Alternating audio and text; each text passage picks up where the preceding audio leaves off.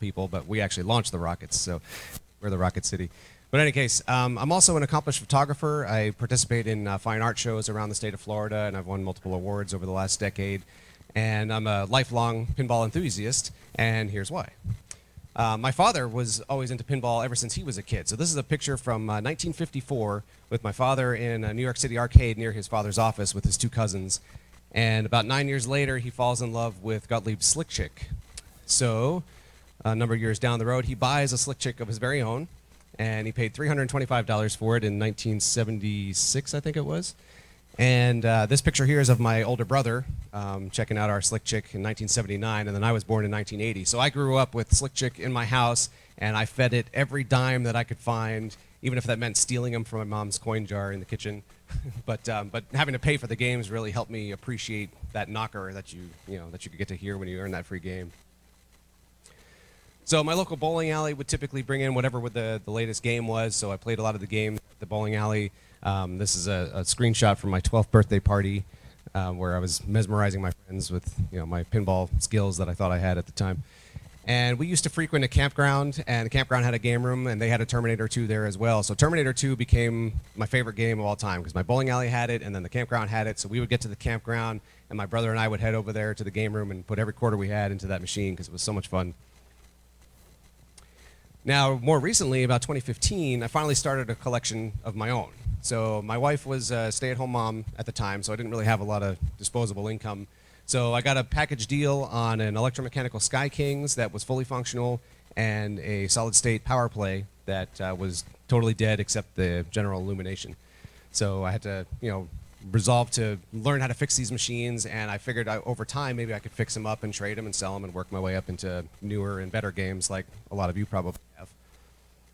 Now, like I started young, I tried to get my kids started young. So here's some shots of my daughter. She was 6 at the time, or 4 at the time. She was 4 when these machines came in, and she took to them right away, and she really liked helping me tinker on them too. So she would dive in and help me fix them. So the first time we actually got Power Play to boot up, she had kind of gotten tired and went upstairs, but I finally got it to boot up for the first time, and all the chimes went off, and she came running downstairs so excited. Oh, did you get it working? So, it was this truly electric moment for the two of us that we got this game working, and so she loves to help me fix it. So anytime I would bring another game into the house, because I did get more, as you probably expect, she would dive in and help me replace the rubbers and change the bulbs and do some cleaning and whatever. So she was always really into it. In fact, at one point, she actually bemoaned the fact that all of our games that we had were working, and we didn't have any broken ones to work on. so I had to go find another broken one. My son likes it too. He doesn't really like to help me fix them as much as play them, so he's always great to come grab me and say, hey, let's go play some pinball, Dad. So we'll go downstairs and play pinball. So he loves drop target games and things like that, so smash those targets. Now, this part will probably sound pretty familiar to you. So first there were 2, and then there were 3, then 5, 7, 9.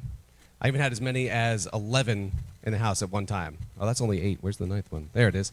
So I had 11 in the house at one time. I've had 44 games come through my house over the last 6 years. So it's been quite an adventure, but it's been a lot of fun. And most of you who have gotten into fixing up your own games have probably experienced the same thing. Now, there's a couple of noteworthy events along this journey that I'd like to share. One, of course, is the ultimate Holy Grail swap. So I always wanted to get that Terminator 2 because that was my favorite game. And a friend of mine, my buddy Frank, who's sitting here in the audience here, his Holy Grail was Black Knight 2000. So I happened to stumble on a Black Knight 2000 about 2.5 hours from my house that was in a shed that a lady was trying to get rid of. So I got a good deal on it, but it was, like another situation where just the illumination came on, nothing else worked. So I got the game working again, and it played great, and it was awesome. And I called up Frank. I said, hey, Frank, I got your Holy Grail, man. Go get my Grail, and we'll trade. And Frank said, all right, crazy as he is. But he wanted that game. So he got the game, he got a T2, and he came over, and it was a momentous day. We traded our Grails there. So I eventually bought it back from him anyway because it was too good. I couldn't not have it. Thanks, Frank.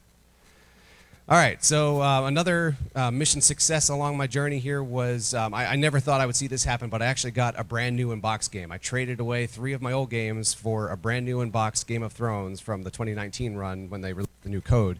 So it was a brand new game. My wife liked the game too, so that was a big plus. You can see her here. She's really happy about having this game, but I think she's probably happier about the fact that the net number of games in the house went down by 2 that day, but either way, it worked out. It was a big success, and we still have that game. It's awesome. And one other event that I thought was worth mentioning was I got to reunite my dad with his beloved slick chick. So I came down to Florida. I grew up in New Jersey, and I came down to Florida to go to college and then work in the aerospace industry. And when my parents eventually retired, they came down to Florida too. So the slick chick that we had, my dad ended up leaving it with my brother, who still lives up north. So my brother has our original slick chick. So I managed to get my hands on another slick chick, and then I gave it to my dad for his birthday one year, and so you can see he was very happy about that too. So, all right, so this is the current state of affairs in my collection here. This also doesn't show 2 electromechanical games that are at my dad's house and one that's on loan to another friend of mine. Of course, one of these games is on loan from another friend to me, but it's a busy lineup, a lot of fun. I'm to a point where I don't really want to get rid of any games that I have because I love them all, so I don't like it when I find new games that I like. But I want to bring your attention to this little spot in the corner here. This is going to come into play, and some of you already recognize what those are, but we'll get there. All right, now I want to pause for a second and talk about my photography, because my photography kind of comes into this story too. So these are some of my pinball photos. I take photos of everything, you know, scenery and animals and all that stuff. But pinball photography has been a lot of fun because I love getting down in the machine and showing you the details that you never would see otherwise. You know, give you a perspective you would never have. So you can see I pay a lot of attention to the details and the colors, and all that kind of comes together in the way that I look at things. And then when I show you what I've been working on, you'll see kind of how it all ties together. All right, so let's go back to the story about the sweaty airplane hangar. So my buddy Frank here that I mentioned, he loved my Sky Kings, and I love that Sky Kings. It's got beautiful chimes. It plays great. It's a simple but really challenging game. In fact, I saw there's one here, so I can't wait to go play it. I haven't had a chance to play it yet. So an ad popped up on Craigslist for a Sky Kings, another one. So I said, hey, this is great. I can go get this other Sky Kings and get it to Frank, so then he can stop bugging me and I can keep my game, because everyone says don't sell your first game, you know, you regret it. So I go down, this is the middle of the summer in Florida, and we're standing in an airplane hangar because right back here in the picture, you can see there's the Sky Kings in the back of this airplane hangar. And so I went to see it, and it had a lot more work required than I was ready to put in. I was working on a Royal Flush project, and the playfield was really badly yellowed, and it was really dirty, and it didn't work, of course. So I said, you know what, I don't think I want to do this. So the guy says, you know, while we've been standing here, all these people from Craigslist have been harassing me, and I'm just sick of it already. So what if I just pay you to fix it? Just get it working. Don't worry about the cosmetics. Just get it working, and then I'll pay you to fix it. So I said, you know what? Let me think about that. So I stood there stewing in my sweat, as he was too, and I finally decided, okay, I'll do it. So we had to physically take this airplane and move it out of the hangar to get the pinball machine out of there, which was definitely a first for me. We had to move an airplane to get a pinball machine. So I took it home and spent some time working on it. So I lined it up right next to my other one. So here they were only 6 units apart on the assembly line and reunited here after 46 years. But you can really see that mine on the left had lived a much nicer life than the one on the right, which was the one I had to fix up. So it was really yellow. The clear coat was yellow. The plastics were gross. I got the plastics to clean up pretty well. I mean, they're still amber colored there, which they shouldn't be. They should be nice and clear. But then I ran into a big problem because in shopping this game out and getting it working again, I had to replace the posts. I couldn't, in good conscience, put those old, cruddy, brittle plastic posts back on there because they were just so far gone. So I got some new posts, but when I set the new post down on the playfield, it looked really bad. I mean, that white post all the way on the right, that looks really bad because it's so fresh and new. It really accentuates how old the game looked and what kind of condition it was in. So I grabbed some posts from another game that was slightly aged and put those in, but they still didn't look right. So I didn't really know what to do here. I was kind of in a pickle. So now we enter the new hobby, the 3D printing. So my daughter had been getting into 3D modeling at school, and now we were in the COVID quarantine time frame. So we said, you know what? I did modeling back when I was in college and everything, and sometimes on the job. So sure, let's get a 3D printer. We'll start 3D printing stuff. So we were 3D printing all kinds of stuff. She likes dragons, so she was printing lots of dragons. I was making a couple assorted pinball mods, like in the bottom center there. Those are Jurassic Park vehicle mounts, because I've got that Data East Jurassic Park. And in the middle, those are little light shields that I designed to block light from spilling over into adjacent inserts where they're not supposed to be lit. So it was working out really well. So she had designed this one dragon, and I went to go check on it one morning, and I discovered that the print had failed. And those of you who have 3D printed know that sometimes when they fail and you're not there to stop it, you end up with this big pile of spaghetti. So we had this half dragon, half spaghetti monster on the printer. So I picked it up, and I was walking across the house to go take it to show my daughter because I thought she would think it was funny. And I happened to walk right past that Sky Kings, and I said, oh my goodness, look at this.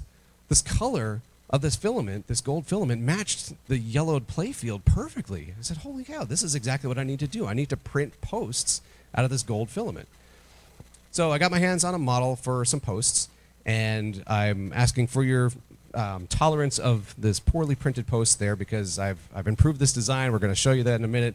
But in the meantime, this is what I was working with at the time. So I printed out the gold posts. I threw them on the playfield there like you can see, and they matched perfectly. It looked fantastic. So I put the game back together.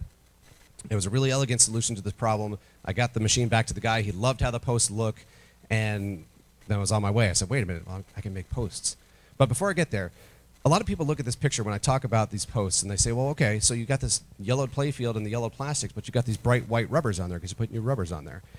In my opinion, the rubbers on the playfield are kind of an active component that the ball interacts with them. They bounce, they stretch, and it's part of what you're playing with, and it's not really part of the art package. I mean, it can be if you put fancy colors on them, but seeing white rubbers on a playfield doesn't really affect a pinball player because that's part of the game. That's part of your interactive part. Whereas the posts are more of a passive part. So in my opinion, the posts are part of the art package, and they should match what's around them. In fact, in the early days, in the 1960s, a lot of the early pinballs had opaque colored posts at the time. So anyway, so if you're a type of person where you think that fresh white rubber still bothers you, then get some colored rubbers, I guess. All right, so here's a couple more pictures of how the gold posts look. I was really, really happy with this, as was the customer. So then I said, all right, what else can I do with these posts? Well, first of all, before I do anything with these posts, I have to redesign them because these don't really look as good as I had hoped. The very, very first ones I had printed looked like the ones on the right, and when I dug into the model, I found that the model was based on a particular shape that required you to have a certain number of sides to the rounded portion of the shape. So that created all that vertical faceting that you can see in the right-hand post. So I redesigned it slightly. That redesigned model is the one that I used on the Sky Kings, but it still wasn't good enough. I didn't really like how sharp it was, and I didn't like the ridging in the neck area. And it didn't really print very cleanly each time. So I changed the model again to make it a little more smooth around the neck and smoother sides. I decreased the layer thickness for the print, and eventually I ended up getting some better printers as well. So finally, the final product that I ended up at are these posts that you see on the right-hand side that look so smooth and so shiny in this metallic filament. A lot of people come up and see the posts because I have them here in my booth, and they say, holy moly, are these metal? And no, they're not metal. Those are plastic, but they look so shiny. So they turned out really, really good. So now I said, okay, I've got this really good design. I need to make them marketable, and I need to make them reliable. Because a lot of people say, okay, well, you're printing with PLA, which is one of the softer plastics. That's not going to be strong enough for post. You can't use that for posts. Well, you absolutely can. A lot of people say, hey, use ABS. But ABS is harder to print with. You got to deal with some fumes, and it's more expensive, and it's more difficult to deal with. You can do it with PLA. And three of the reasons that I think you can. First of all, I printed with a lot of infill. It's probably overkill. I printed 50% infill. For those who might not be familiar with 3D printing, when you 3D print something, the software tends to try to make it in an empty shell, and it builds structural supports on the inside. And you can tell it how much of a percentage of that space should be filled with material. It typically is fairly low because you don't need a lot of strength inside, depending on what you're making. But I said, all right, let me just make sure these are strong enough. So 50% infill, super overkill, but they're super strong. The other thing to remember is that they're going to get cushioned by the rubber that's on them. When the ball hits the post, it's really hitting the rubber, not the post itself. And finally, remember, when you 3D print things, you're printing it in layers. All those layers are getting compressed once you install that post to the playfield because you have the screw that's holding it to the playfield. So all those layers get compressed. So even if you did have some sort of internal failure, it's not going to break apart because it's all being compressed by the screw. So I've had hundreds of posts in my own games, in customers' games, and I've never had a report of a broken post made from PLA. So no worries there. All right, so then I said, what other games can I put these gold posts in? Because, yeah, it worked on this aged game, and it's a great solution if you have a yellowed playfield.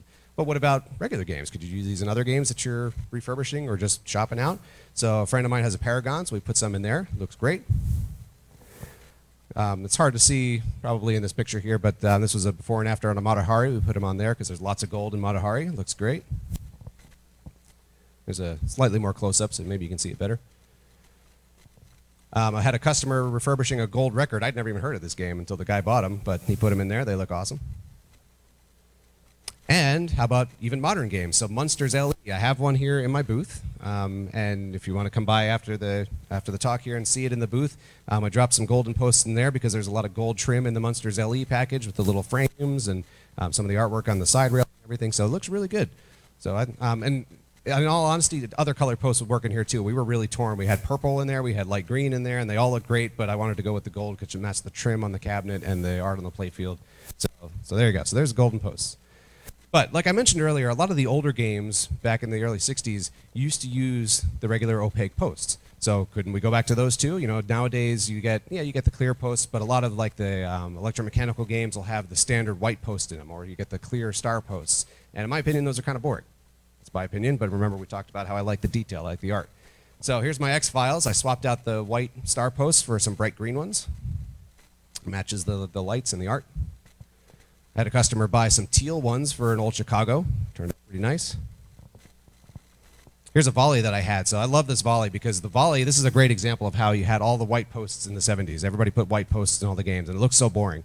But here, look around, go around the horn here. You see the blue on the left and the yellow in the top center and then the green on the right. It really ties all the artwork together. It looks really good. Here's another look from further down. So you see I put red down in the slingshots at the bottom as well. So it really makes the game more colorful as a whole. It ties it all together really nicely. I had a guy buy some blue ones for Swords of Fury. He put blue rubbers in there too, so that was interesting. And then here's that Royal Flush project I mentioned earlier too. So I took black posts in there. Any card game or any outer space theme is going to have a lot of black in the artwork. So you put black posts in there, it really helps tie it together.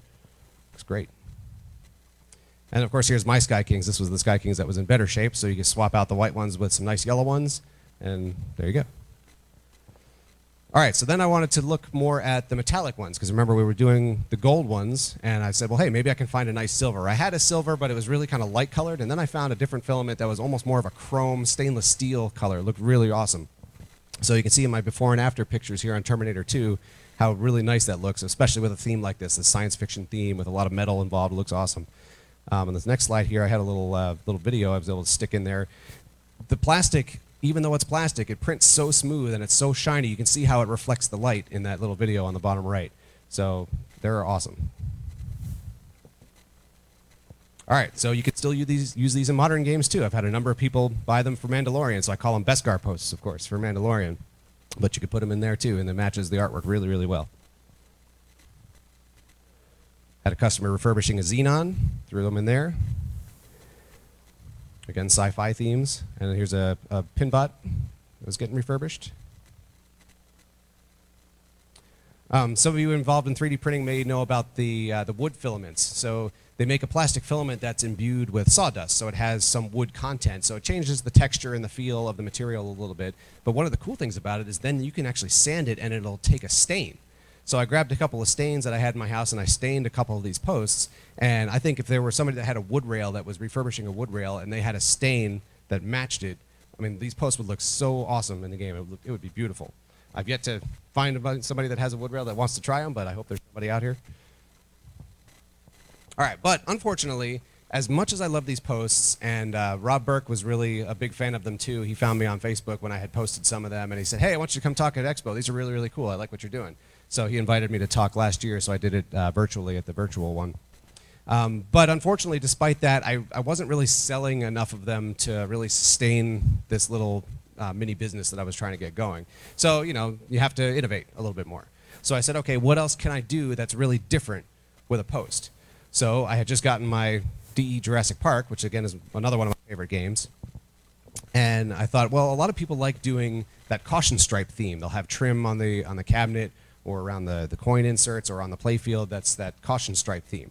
So I wondered if I could print a post like that. So those of you who have 3D printed before know that I would have to take the post, and now I can't print it standing up anymore. Now I have to print it on a 45-degree angle. This turned out to be really, really challenging and hard to do reliably, but it's awesome. So here's a look kind of in process. So I have to change the filament 5 times during this print to make it happen. And when you print a whole bunch of these all at once, if one of these breaks loose, it could ruin the entire print. So this thing could be printing for a day and a half because I'm printing about 35 at a time in this picture. And if one of them breaks loose, it could end up ruining the whole print. So you end up investing a lot of time, and sometimes you get no reward for it. It could be frustrating.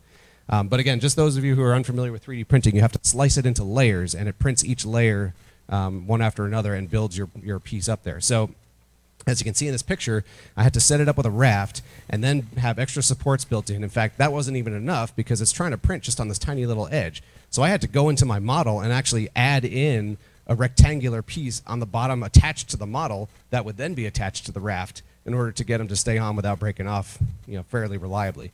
And even after that, then you break them off the supports and you have to clean it up, so they take a little sanding after. So they're a lot of work, but they look really, really good. So I was actually successfully able to print 35 at one time, which was a monumental event for me. But typically I was doing like 5 to 10 at a time because it's a risk when you print that many, as many of you probably know. So I put them in my DE Jurassic Park, but they fit, of course, in modern day Stern Jurassic Park as well. So again, I have a Stern Jurassic Park in my booth here at the show, so if you want to come by and see what the caution posts look like in there, this would look better with black rubbers on the flippers, but anyway. And then, of course, I don't have to do caution. I can do any colors that I want. So you could do rainbow colors. So I had a customer buy some rainbow colored ones for their Wizard of Oz. Or you could do, looks like fiery stuff. Whatever color combination you can think of, I can still print them that way. So you can look at your game, see what the artwork look like, and come up with some cool idea. We'll do it. Inspiration struck.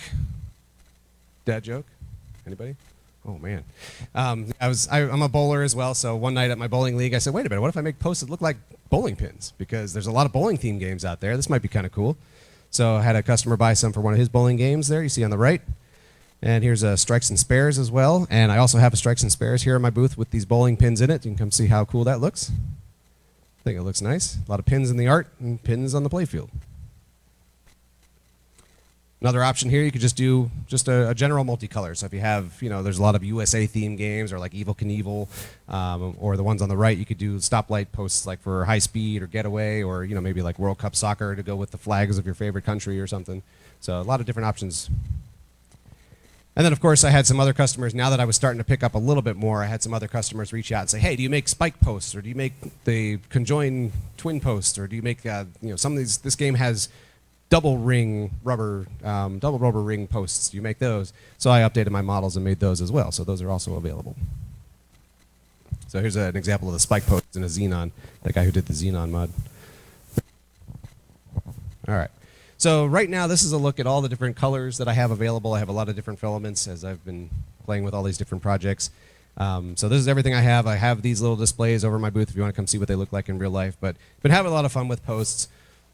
They don't sell quite as well as I'd hoped, so I had to continue evolving. Yeah, go ahead. There's a crisis in the foremost number 12, which is the triangle post, which was used a lot well into the 60s and maybe even the early 70s. So there's definitely a market there if you can make that shape. Okay, foremost number 12. I'll have to look it up. All right, got it. Thank you. All right, so then it was time to think about something else, because now we're back to the creativity and necessity driving innovation. So we got to innovate, we got to make something else, because the posts are selling occasionally, but not enough to keep doing this. So what else can we do? So my daughter and I were walking down our row of machines trying to decide what to play last night, and she stopped in front of Terminator 2, and she said, Dad, we should make these, and pointed to the coin reject buttons on the door. And I said, hey, you're right. That would be cool. We could make a button and put like a Terminator head on there or something, and it would be really, really cool. So we went down our row of machines, and we pulled all the coin buttons out of every different era and manufacturer machine that we had, each button that was different. So then we spent a number of nights together just modeling them up, and because, like I said, she was doing it in school, so she was actually able to help me out with this. So we modeled the buttons up together, and then eventually we had a working model, and we printed some out, and they look so cool. It's like, it's a Terminator head popping out of your game. So then I said, wait a minute, well, I got to make sure, now that we've already done this, now we got to make sure that nobody else is already doing this. I don't want to be going in and stepping on people's toes. I mean, I like to think that hopefully there's some otter among the modder community. So I looked it up, and it turns out there was somebody already doing coin reject buttons. I found this guy, Jason, over at filamentprinting.com.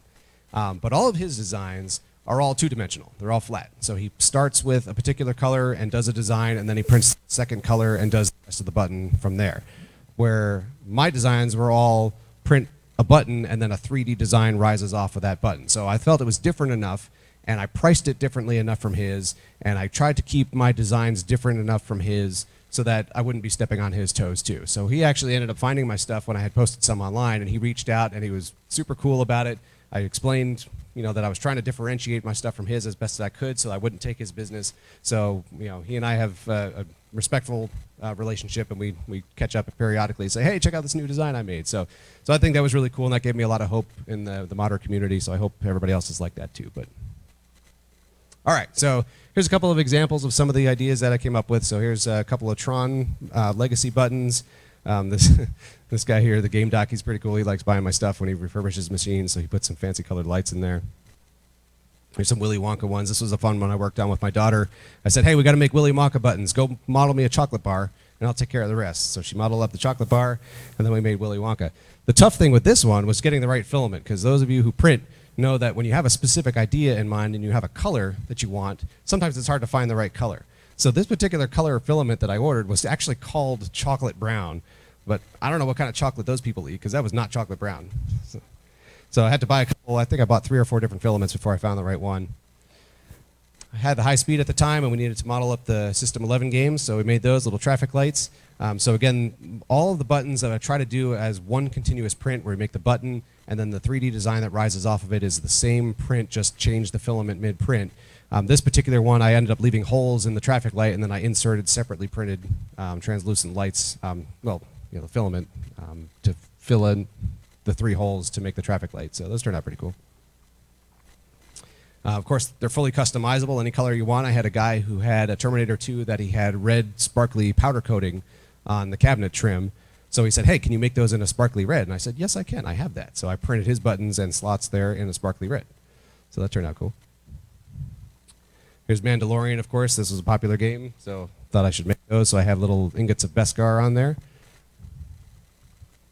So I could probably go on for quite a while on the coin reject buttons, because we were doing those for a while, and I have almost 50 different games covered with the buttons that we've made so far. But I have some other cool products I want to show you too, so I'm going to move ahead from there. Fun fact, though, is that my daughter, since this was her idea in the first place, I promised her she would get commission from every sale, so she gets a little bit of extra money. Go ahead. That's a great question. So the question was, does the infill show through? So when I print the coin buttons and most of my start buttons, I actually print them at 100% infill. In fact, I don't even print them at 100%. I actually make it about 60 wall lines so that it makes a better concentric pattern. But then that way it's a nice smooth piece, because initially I did try that, and when the infill was in there, then the light would shine through and you would see empty gaps showing through there, and I didn't like that. So I just print it with a high wall count, and that basically fills the whole part anyway. In fact, if you've ever played around with it too, sometimes it's actually faster to print it with complete fill than it is to even mess with the infill, because the infill has to keep doing all these weird patterns to do it. So yeah, great question. Thanks. All right. So Rob Burke called me one day when we were talking about Pinball Expo, and he said, hey, I've got an idea for you. What if you made Beehive shooter housings? So some of the old Stern games and Chicago Going games and some of the old Gottlieb games will have these shooter housings on there that look like these beehives. And they're only available in white and red, and maybe once in a while you could get lucky and find an orange one, but that's it. So I said, well, yeah, I could probably do that. So I modeled that up, and cool, fun thing you could do with them is that if you have particular colors on your cabinet, you could, change the color as I go so that you get all these different colors in your beehive. Because let me go back here, look at this picture of this meteor. This meteor's got this gorgeous red and black and yellow cabinet and this stupid white beehive on there. It doesn't match at all. So why not have a black one or a black and red and yellow one, So we could do it like that, or I could do it in one single filament, like the sparkly one or a metallic one. So you have all these options here. You're like the one on the left there. I made that for a Whoa Nelly Big Juicy Melons. I hope somebody buys it, but because that's like watermelons on the cabinet. So again, just something that's a standard cabinet part that isn't really available in different colors. So here you go. Now you can make it custom. So here's a couple of folks that have the beehives. We've got a red and orange one here, and a blue and white and red one. This was an interesting experiment because this gentleman bought it in blue and white and red, but as you can see, the cabinet white is a little bit faded from time. So I actually have an off-white color that if I were to print this again, or somebody were to request one for a game that has white on it, I would say, hey, let's do this off-white so it'll match a little bit better rather than being a stark white on there. All right, so now we're going to get to the best thing, because these are awesome. So again, we're talking about standard parts. I mean, a lot of people make 3D printed mods for games. I do make some of those too, but I really like these standard cabinet parts that now we can look at it in a whole new way.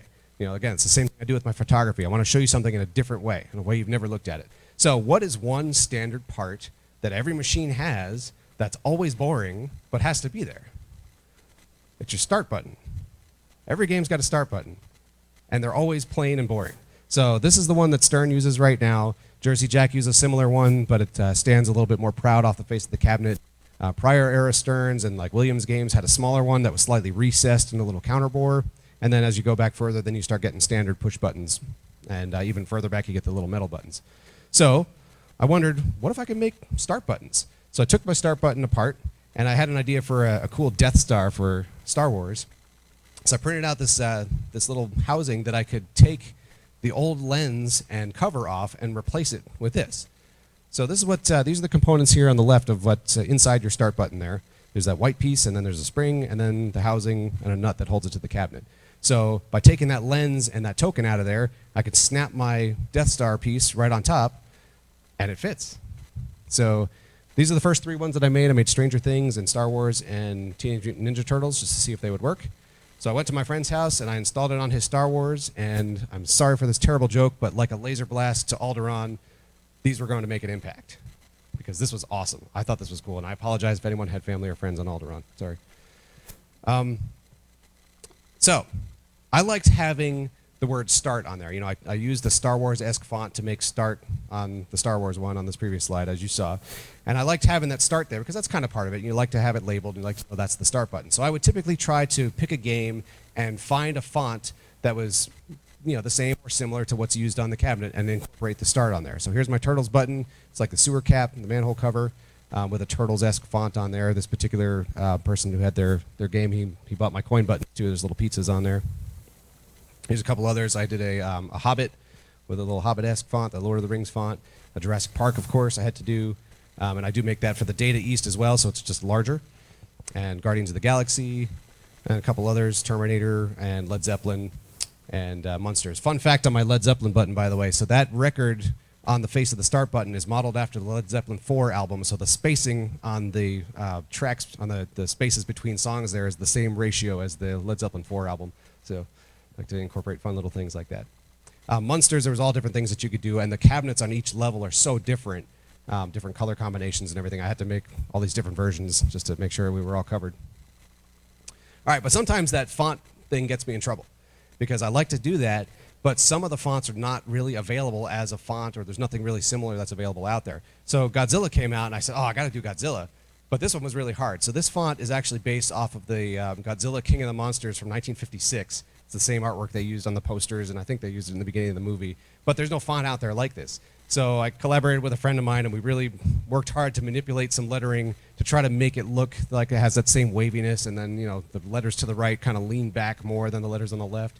So it was a big challenge, but it turned out really, really good. So when you print it, this is actually a 5 different color filament print. So you print the blue first, and then the Godzilla green, and then a base of red, and then black, and then on top I used a metallic orange to kind of simulate that gradient that the original text has. But it turned out really awesome, but it's just really, really hard to do. So here's a couple others where I ran into problems with the font too. The Elvira font isn't anything that's readily available, so I was able to work with the R and the A that's already in there, but I had to manually build the S and the T's and try to get them all staggered in the right place. So, but again, they turned out really nice. And same thing on the Spider-Man vault. Since I already had this spider web on the Elvira, I said, hey, I can make a cool Spider-Man button real quick. So I looked at the Spider-Man vault font, and again, that's not something that's readily available. So this one took a lot of work in Photoshop and in Paint to try to manipulate everything to get it to work out. But this is one of my favorites just because it looks so cool and because I know how much extra work it took me to make it. It was a pain, but it turned out great. Here's just another shot, like in print. I try to print them anywhere from 3 to 9 at a time, just because, again, all you 3D printers know, especially when you're changing filaments. If I don't have to do that every single time for every button, that's great. But sometimes when you print multiple pieces together, if your settings aren't just right, sometimes you end up with messes on there, or the pieces don't come out quite as clean if you printed them one at a time. I've spent a lot of time trying to fine-tune my settings so that they print real clean, and for the most part, they do. So this shot is right after the filament changed between the red and the white, so that's why the two off to the left there haven't gotten the white on there yet. But All right, so then I wanted to try something else. I wanted to try making spherical buttons because sometimes some people don't want to have, those weird textures. Because let me go back here. So if you look at the Spider-Man button, you see there's raised elements, and some people don't like having something that's sticking out and poking their finger. I mean, not to the point that it hurts, but it's not smooth like you're used to. So okay, what if I made something smooth?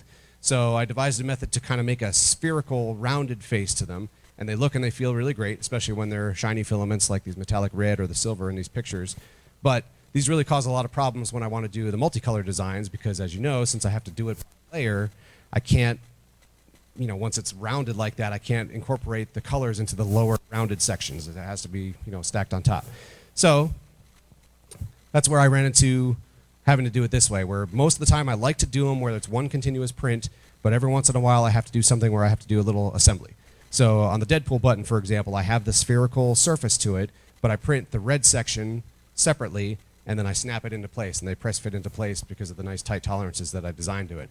Those of you who have printed know that if your calibration is not just right on your printers, if your first layer gets smushed a little bit too far and that first layer is a little bit too wide, your press fit pieces don't press fit together anymore, and that can lead to a lot of frustration and extra prints and tweaking.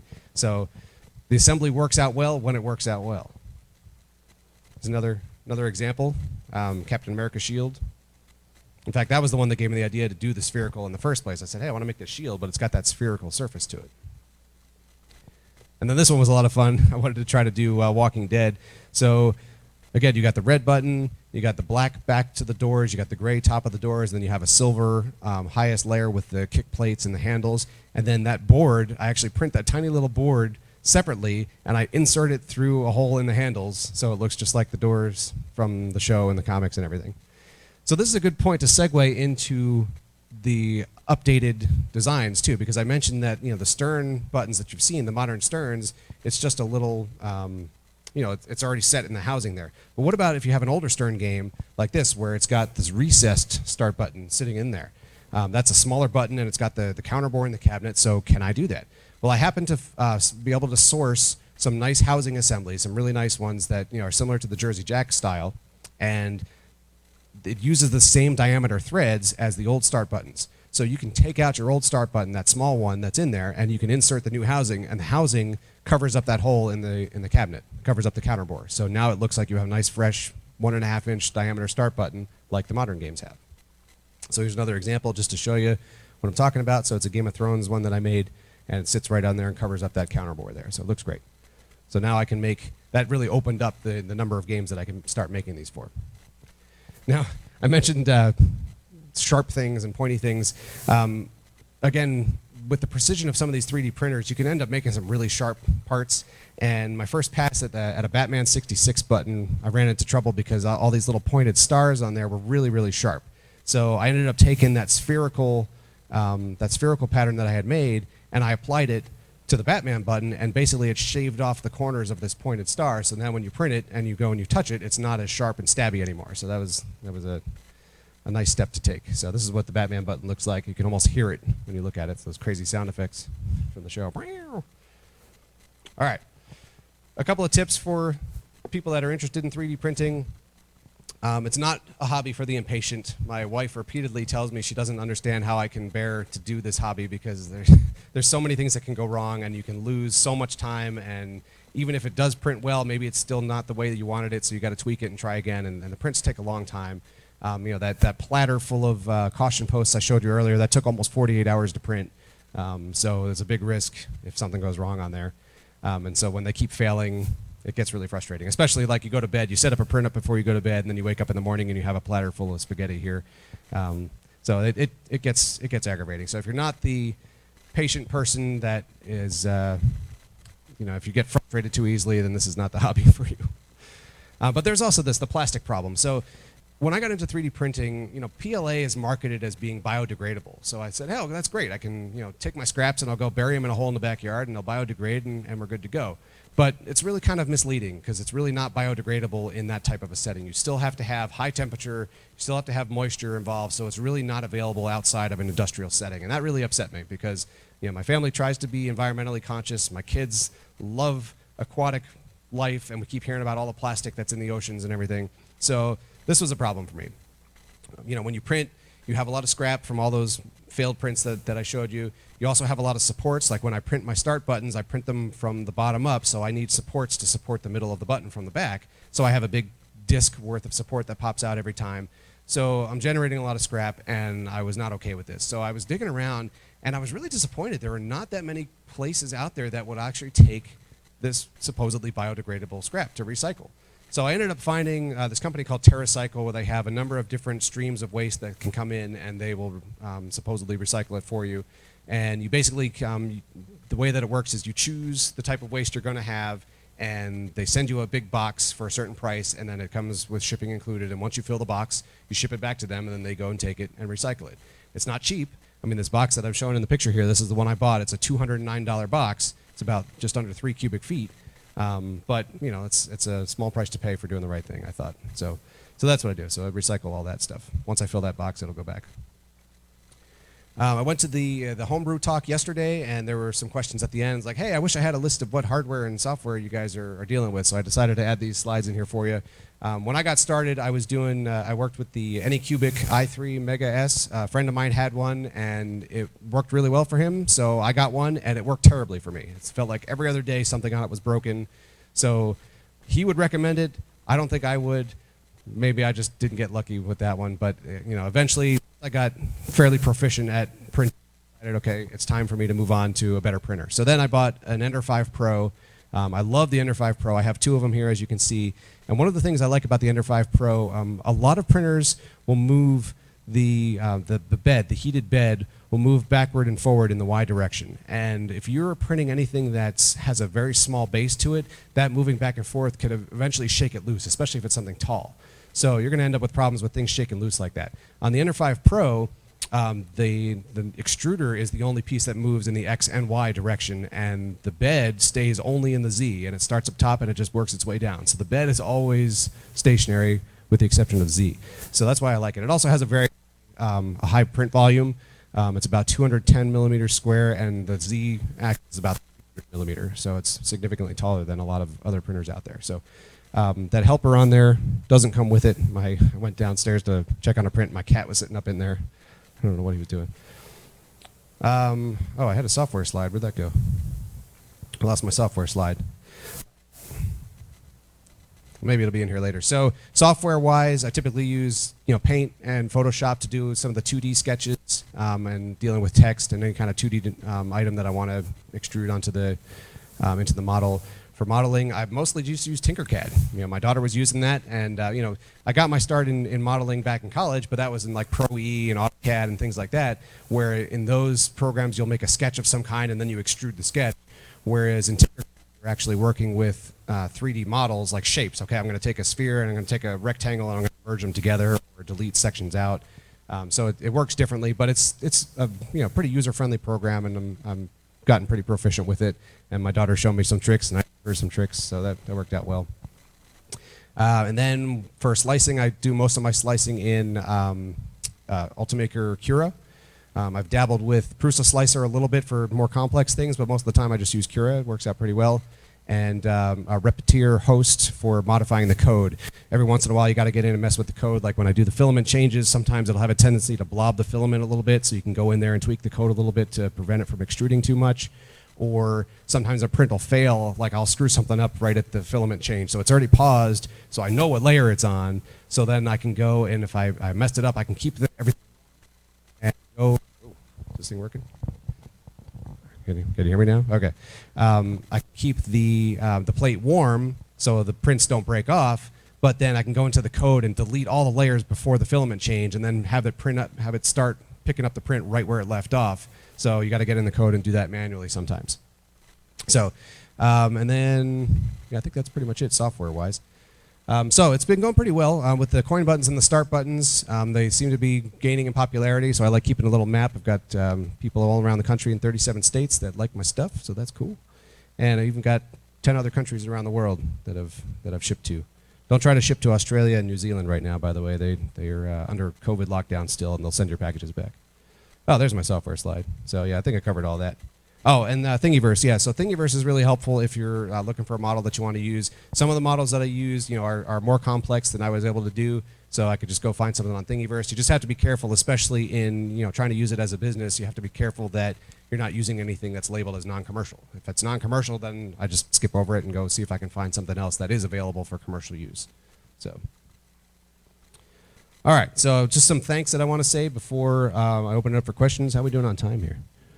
Oh, all right, great, perfect timing. So of course I want to thank Rob. I don't see Rob here, but I've talked to him a couple times here. So he's been very supportive of my little endeavor here the whole time, and he invited me last year and this year to come back and talk about it. And he loaned me a couple of his games to put in my booth so you can come see the products. I have to thank my family, of course, for their infinite patience in all this. My day job takes up a lot of time, and then this takes up a lot of the rest of the time. So they've been very patient in dealing with my very limited free time. My wife, of course, I bounce a lot of ideas off of her, and she's my shipping department too, which helps. And of course, she's the great tolerator of all of this pinball and 3D printing hobby. My daughter, of course, for her great ideas and for help with the modeling, and she wrote a theme song for my business, and so I hope you will humor me and allow me to play it for you, because she recorded it. We went to my electromechanical machines at my dad's house, and we recorded her little song. Rackety pinball, rackety pinball, posts and coin buttons, start buttons and light shields, Rocket City Pinball.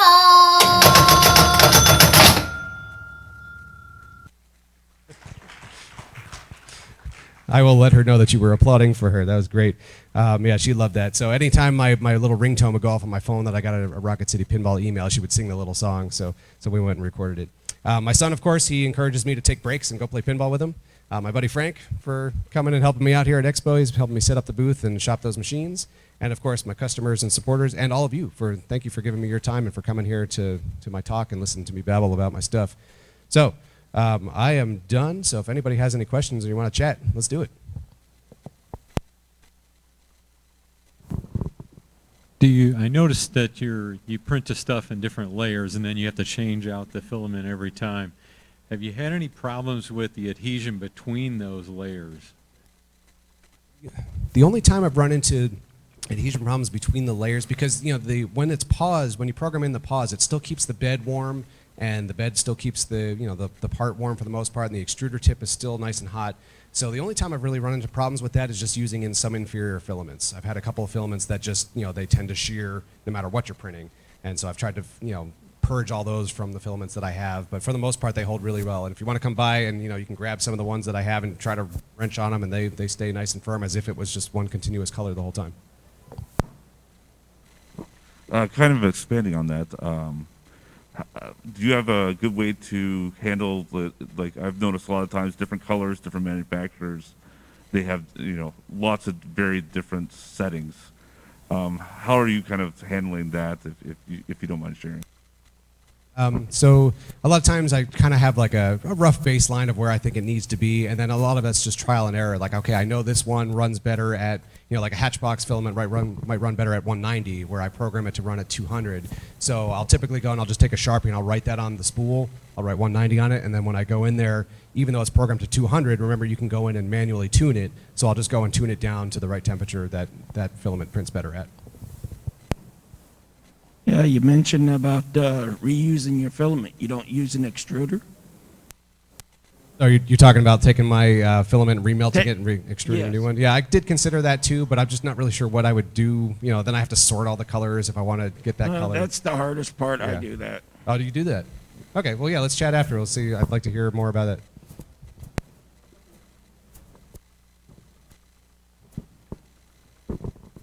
Are the multicolor and or full color 3D printers out of your price range right now, or? So that's a good question too. Yeah, initially when I got started, I knew that those were out there, but yeah, they were way out of my price range. Like there's the like the Prusa Mark III or whatever that is, where you can adapt that to be dual filament. So it got to the point where I had gotten really, really good with what I have. Now if I go and I change to something else, then I got to kind of relearn everything, and I've been really stretched for time, getting ready for Expo and the day job and keeping up with orders and stuff. So I haven't really had the opportunity to move into trying the multiple filament extruders. For anyone who doesn't know, there are some that you can actually set it up with two different filaments, and it'll change the filament for you automatically. It'll either whether it's an internal shift in the nozzle or it'll just change from one to the other and put like a little dead pile of filament over here as it flushes the color out. So they're out there. They are much more expensive, and it's, I've gotten good with what I have, and it's working. So for now, I'll stick with what I have, but I may still explore that in the future. When you use the supports, do you just sand them afterwards, or do you do any special techniques to keep them smoother? Most of the areas that I have with the supports, I typically try to have them where it's not an area that matters. So it might be the underside of the button, or like the internal structure. So when I break those out of there, it doesn't really matter how smooth it is. Where that really comes into play the most are like on the Beehives and the caution posts, where it will have an edge that either touches the playfield or touches the cabinet. So in those cases, yeah, I'll go in and I'll sand it and make it nice and smooth. You mentioned that you try PLA and ABS. Have you ever tried PETG? I haven't messed with PETG either. Again, it kind of became a case of I've got a lot of PLA and I've got a product that works with it. So, I haven't really explored that either. I've got a friend who prints a lot with TPU too. He likes the flexibility of the TPU, but I haven't really messed with that either because, again, I got what works and I got my method, so I'll roll with that for now. When dealing with like the metallic filament, at least I've noticed when I've printed things that are like round or whatnot, you kind of see where the nozzle starts. Like every time it goes around, you have that like line. Is there a way that you've figured to get rid of that, or is that just present? Man, that is the question, $1 million question right there. So yeah, I have not found a way to fully eliminate that. The best thing to do with the metallic filaments are, like you were saying, to program it with a seam so that they're all in a line.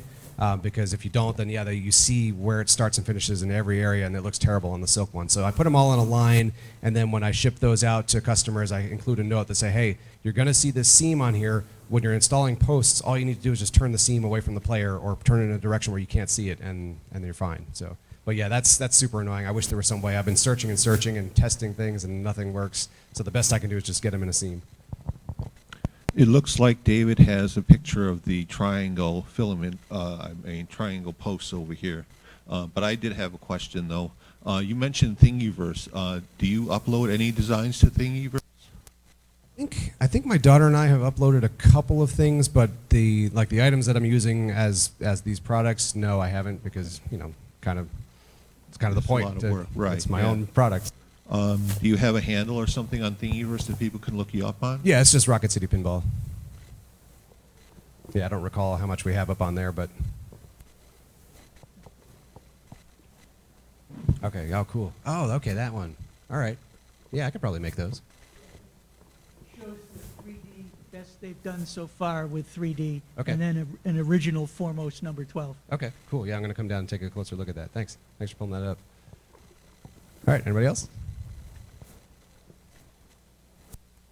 Okay, cool. Well, hopefully you guys will come by my booth. I'll be open, I think, 5 to 11 tonight, and then 10 to 10 tomorrow in the vendor area. So come on by, see my stuff.